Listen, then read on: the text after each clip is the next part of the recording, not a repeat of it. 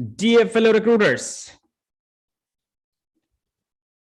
yes, dear fellow recruiters, and I welcome everyone to the live stream. And this is what I'm trying. And we are going to understand about demotivation at work, because lately I'm hearing that the demotivation at work is picking up. And now, how you are going to identify what is that is making you to feel demotivated, and what is that as a management, as a leader, what you should be doing. All right. And now, let me mute it.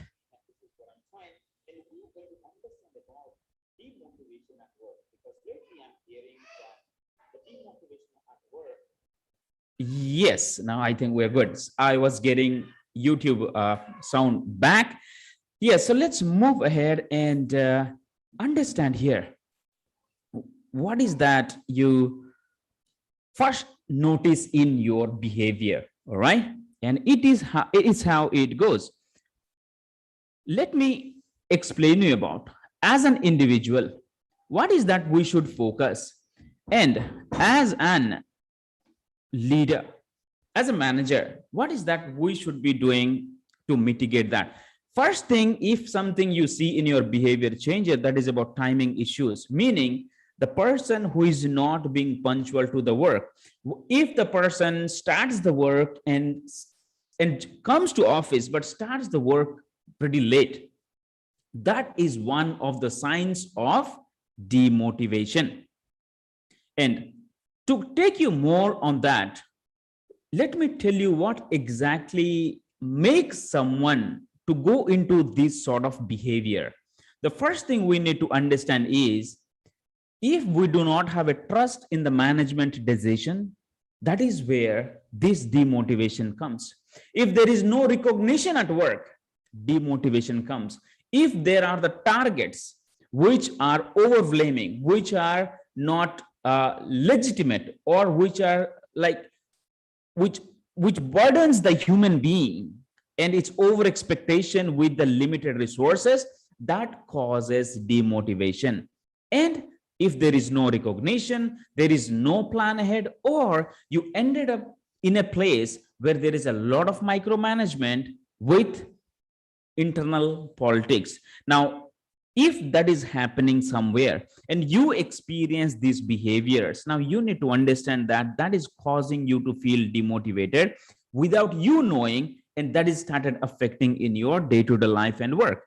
Now, the first thing, if someone is, as a leader and manager, you got to understand that you are looking at these sort of signs. Someone is starting late, not being punctual, and how they are interacting with their co-workers. This is very important. If you notice the way they interact with co-workers, that is something different, and you see the change in their mood while working, yes, that gives the hint that those people, your team members, are not motivated. And they are people who take a lot of leaves unnecessary without being worried about company policies. And if you ask them that if you take more leaves, we may deduct your money, and they're okay with that, but they do not care about being in present in office and do what it takes to complete the responsibilities, right? And that comes into this category. Now, if someone has a legitimate reason, they have a family problem, they have some issues, yes, everyone can understand. But here you need to understand that it's all Mondays, it's all Fridays, and unnecessary leaves. All of a sudden, at the end of the day or at the beginning of the work, you get a message that they're not coming, they're not feeling well, right? That sort of things, and not following the company policies, are the reason of demotivation at work. And not being close with people at work. Now, if you notice the people who are not close with others, and they are not positive in their interaction, that causes in demotivation. That one of the symptoms of demotivation. Now, they get into negative talks, they get into giving some negative opinions on the company's decision, any process change, and these are the people who talk bad about organization and the people or the manager or whomever it is. Now, this is unacceptable, And if you are indulging yourself, or you as a leader notice something like that, so this is one of the symptoms of the demotivation of that employee.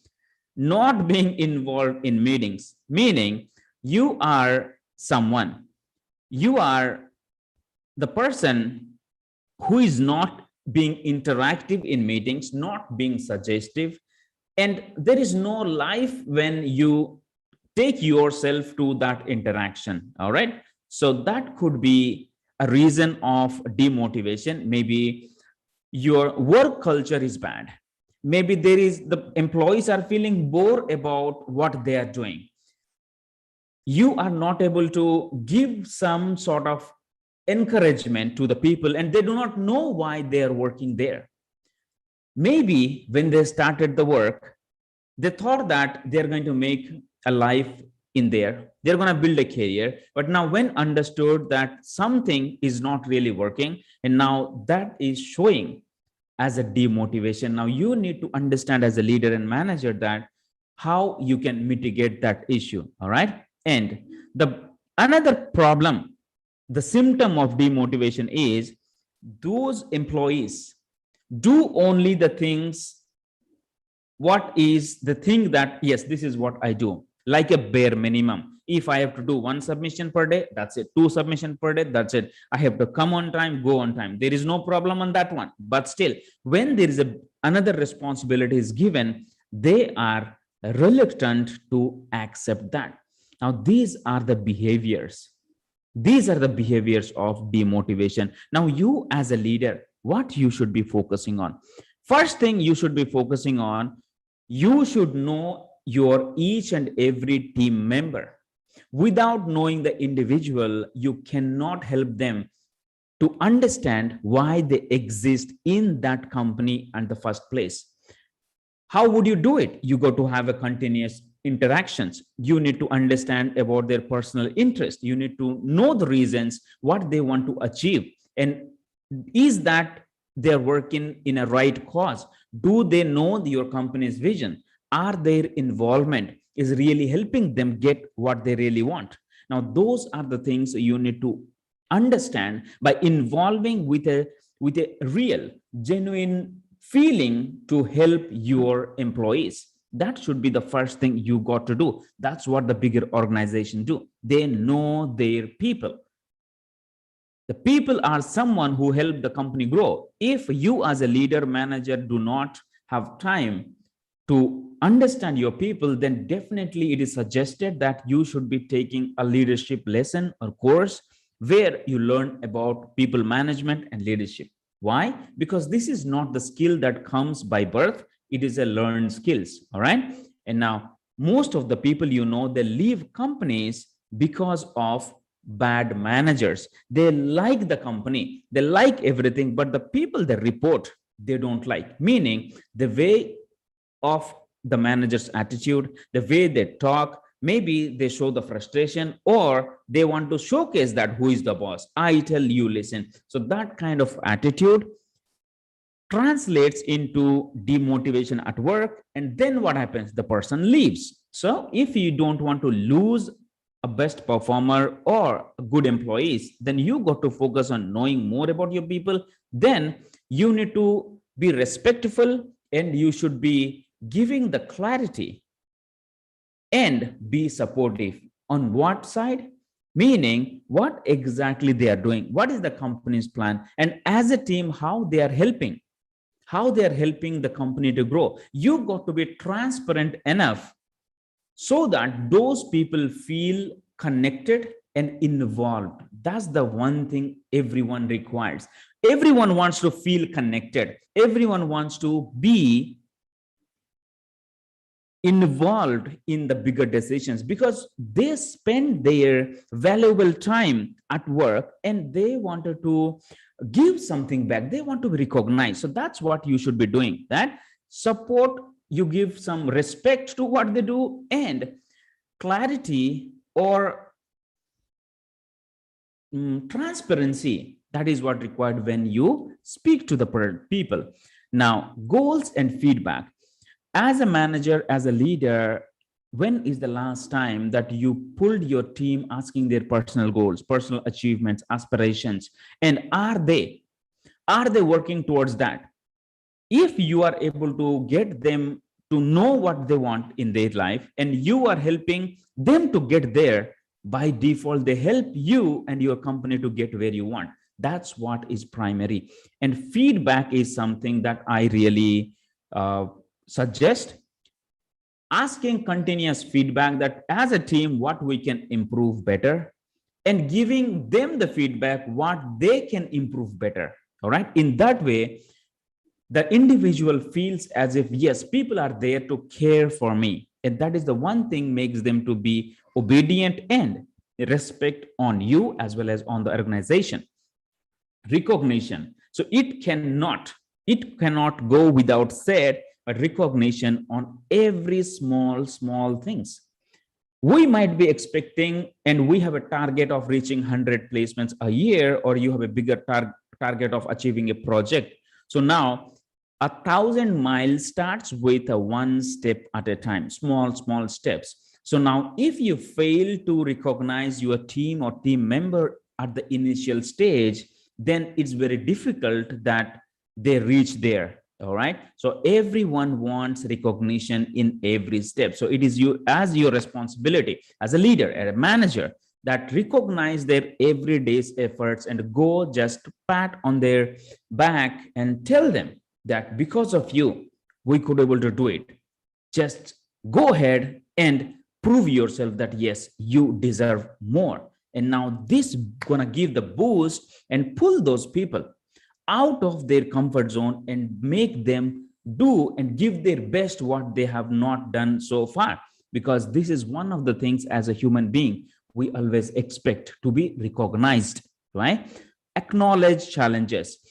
Majority of the managers in the company, or could be company owner, they do not acknowledge the challenges that team members goes through. If you are working with a stupid client, black hole client, or a client that's a pain in the rear end, you go to acknowledge with your team, guys, we know this is a black hole client.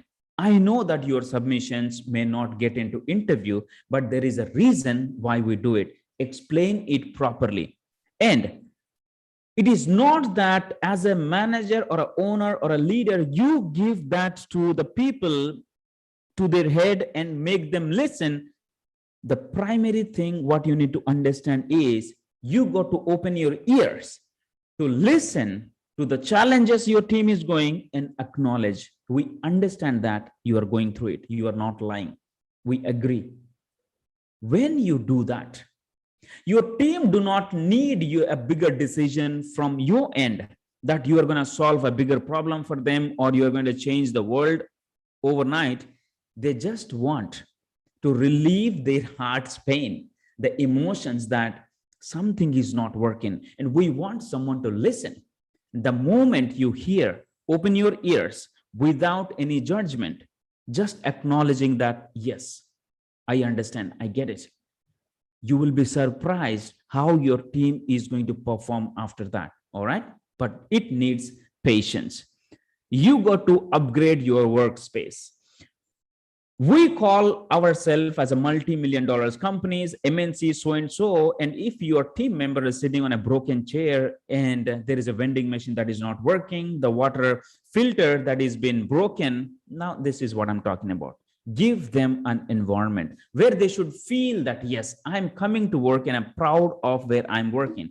I would be proud to bring my parents to the workspace. All right. If you ask me my experience, yes, I definitely remember working with Randstad Technologies, and it has an awesome infrastructure. That makes sense. That's a working someone in a good infrastructure. It gives a sort of boost that, yes, where I am going, and I'm proud to share my pictures and my videos from the company to the world. All right. Now, yes, this one is going to cost money, but it is worth. Career growth plan.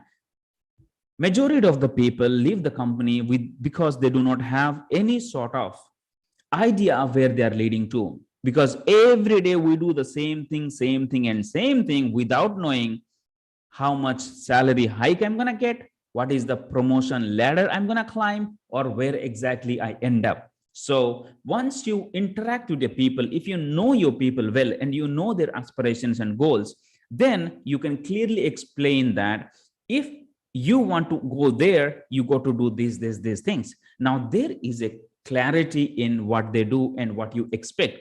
Then if anything goes wrong, then you can redirect them to your career growth plan, which they wanted. All right. Now, majority of the companies do not show this, but they do those plans on as they fly. But it is suggested that if someone knows that prior joining the company or while working that this is where my destination is, this is what I should be doing. Final thing is money. How you are paying. Is that something you are peeling the sweat and blood out of your employees and paying peanuts? Obviously, you know what is the outcome is. Now, if you want to have the employee satisfaction, we got to ensure that the perks, incentives, and salary, other benefits are as par with the market, or if you want to have a better employee retention, then absolutely it has to be better than anybody else. All right. So these are my takes. And if you see anything else, feel free to comment and let me know what could be the better things that we could do for employee satisfaction. And if you are experiencing, if you are an individual experiencing demotivation at work, now it's time for you to understand what was the reason and do not stay there anymore. Look for a better opportunity where you know exactly what you want. All right. If you just join for the money or just join a company just because you have to pay bills, definitely you're going to face this situation once again. All right. Clarity is very important. All right, people, thank you very much for being here. And let me know what are the other things that we need a clarity and what is that you want my opinions on. I would love to spend time and interact with you. This is Suman Pachigulla on a mission to impact 5 million lives through recruiters. Take care and God bless.